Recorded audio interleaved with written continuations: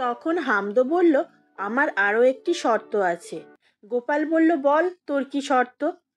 হামদো বলল, রোজ আমাকে কাজ দিতে হবে, বসে থাকতে আমি পারবো না।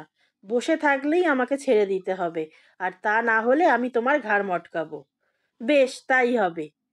এইভাবে কথা বলতে বলতে হামদো গোপালকে নিয়ে বাড়ির কাছে এসে কাঁধ থেকে নামিয়ে দিল। বলল, কর্তা, তুমি বাড়ির মধ্যে যাও, আমি এখন চললাম।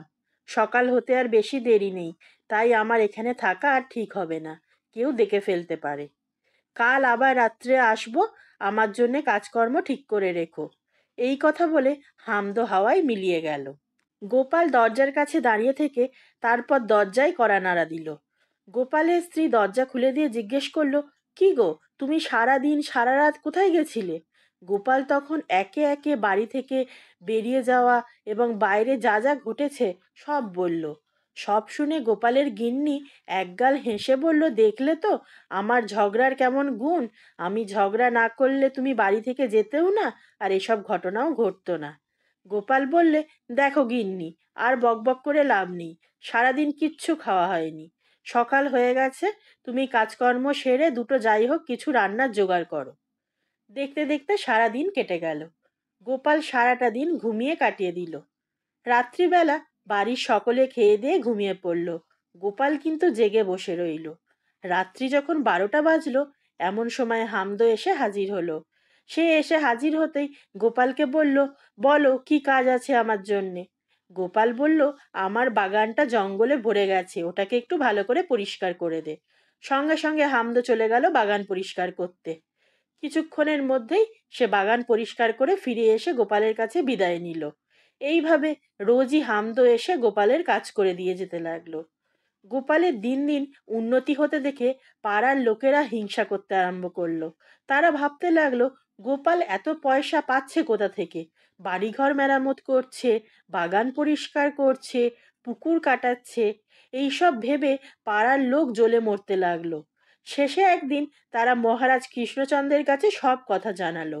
পরদিন গোপাল রাজসভায় আসতে মহারাজ জিজ্ঞেস করলেন, আচ্ছা গোপাল, তুমি যে বাড়ি বাগান পরিষ্কার করছো, পুকুর কাটাচ্ছ, এতে তো অনেক টাকা পয়সা খরচ হচ্ছে। এসব তোমায় কে দিচ্ছে? গোপাল হাত জোড় করে বলল, মহারাজ, আমি কিছুই বলতে পারবো না। আমি রাত্রে ঘুমিয়ে থাকি, আর সকালে উঠে দেখি সব কাজকর্ম কে করে দিয়ে গেছে। গোপালের কথা শুনে মহারাজ হেসে উঠলেন। তারপর বললেন, আচ্ছা তুমি বাড়ি যাও, আমি এর অনুসন্ধান করে দেখছি। সেই দিন সন্ধেবেলা রাজা গোপালের কয়েকজন প্রতিবেশীকে ডেকে পাঠালেন। তাদের বললেন, আজ সারা রাত্রি জেগে তোমরা গোপালের বাড়ির চারপাশে পাহারা দেবে। তাহলেই তোমরা বুঝতে পেরে যাবে গোপালের কাজ কে করে দেয়।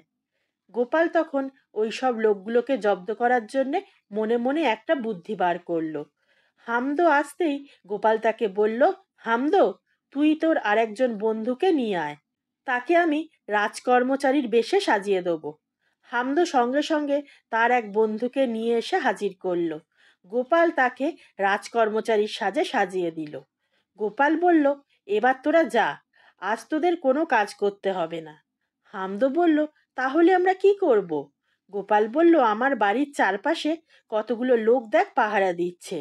তোরা তাদের গিয়ে বল, রাজা হুকুম দিয়েছেন সারা রাত ধরে আমার নতুন পুকুরের মাটি কেটে দিতে। হুকুম পাবার সঙ্গে সঙ্গে হামদো আর তার বন্ধু চলে গেল সেই লোকগুলোর কাছে। তারা সেখানে যেতেই দেখলো যে হ্যাঁ, তার বাড়ির চারপাশে কয়েকজন লোক ঘুরছে বটে। হামদো তাদের গিয়ে বলল, শোনো তোমরা, রাজামশাই হুকুম দিয়েছেন আজ সারা রাত ধরে গোপালের নতুন পুকুরের মাটি কাটতে হবে। হামদোর কথা শুনে সকলে ভয় পেয়ে গেল। তাদের চুপ করে দাঁড়িয়ে থাকতে দেখে হামদো বলল, শিগগিরই মাটি কাটতে শুরু করো, নইলে চাবুক মারতে মারতে মাটি কাটাবো। এই কথা বলে কোদাল আর ঝুড়ি ফেলে দিল তাদের সামনে। লোকগুলো আর তখন কি করে, সারা রাত ধরে গোপালের পুকুরের মাটি কাটতে লাগলো। সারা রাত ধরে মাটি কাটতে কাটতে লোকগুলোর অবস্থা খুবই কাহিল হয়ে পড়ল। কিন্তু কি করবে, রাজার হুকুম বলে কথা, অমান্যও করতে পারে না। তাই তারা সকাল হবার অপেক্ষায় রইল। পূর্ব দিকে সূর্য ওঠার সঙ্গে সঙ্গে হামদো আর তার বন্ধু চলে গেল। লোকগুলো আধমরা অবস্থায় হাঁপাতে হাঁপাতে যে যার বাড়ি ফিরে গেল। মহারাজ কৃষ্ণচন্দ্রের দরবার বসেছে। সভাসদ পরিষদ যে যার জায়গায় বসে আছে। গোপালও গম্ভীর মুখে বসে আছে তার নিজের আসনে। প্রহরীরা পাহারা দিচ্ছে। চারিদিকে লোকলস্কর দাঁড়িয়ে রয়েছে। সভাগৃহ একদম জমজমাট। এমন সময় কতগুলো লোক হাঁপাতে হাঁপাতে এসে বলল, মহারাজ, আমাদের রক্ষা করুন। গোপাল এই দেখে মনে মনে বলল, দেখ কেমন লাগে, পরের ওপর আর হিংসা করবি। এরপর মহারাজের কাছে বিদায় নিয়ে লোকগুলো আস্তে আস্তে চলে গেল। রাজসভা থেকে ফিরে গোপাল তার স্ত্রীকে বলল, দেখো গিন্নি, হামদোকে দিয়ে অনেক কাজ করালাম, আর তো হাতে সেরম কাজ নেই। তাছাড়া মহারাজও এখন সন্দেহ করছেন। এবার হয়তো তিনি নিজেই খোঁজ খবর নিতে শুরু করে দেবেন। গিন্নি বলল, তাহলে উপায়? গোপাল বলল, মাথাতেও আমার এখন কিছু আসছে না, তুমিই একটা কোনো বুদ্ধি দাও।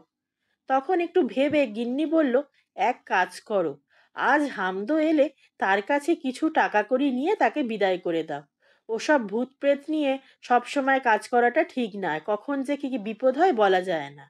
গোপাল বলল, ঠিক কথা। সেদিন আবার এসে হাজির হলো হামদো। এসেই বলল, কর্তা, আজ আমার জন্যে কি কাজ আছে বলো। গোপাল বললে, দাঁড়া, একটু ভেবে দেখি। হামদো বলল, কর্তা, আমি বরং এক কাজ করি, তোমাকে কিছু টাকা পয়সার গহনা দিচ্ছি, সেইটা নিয়ে তুমি আমাকে ছেড়ে দাও। গোপালও এইটাই চাইছিল মনে মনে। সে একগাল হেসে বলল, বেশ, তাই কর। তক্ষুনি হামদো হাওয়ার মতন উড়ে গেল। তার কিছুক্ষণের মধ্যেই টাকা আর গয়না ভর্তি একটা বাক্স এনে গোপালের হাতে দিয়ে হামদো চিরকালের মতন বিদায় নিল। গোপাল বাক্স ভর্তি গয়না আর টাকা পেয়ে মনের আনন্দে একরকম লাফাতে লাফাতে বাড়ির মধ্যে গিয়ে গিন্নির হাতে দিল। গিন্নি তো টাকা আর গয়নার বাক্স পেয়ে খুশিতে হেসে লুটোপুটি খেতে লাগলো। গোপালও একগাল হেসে বলল, বুঝলে গিন্নি, আমার নাম গোপাল ভাঁড়। এই ধরনের সুন্দর সুন্দর গল্প শোনার জন্য এখনই আমার চ্যানেলটি সাবস্ক্রাইব করে নিন। আর গল্পটি কেমন লাগলো তা অবশ্যই কমেন্ট করে জানাবেন।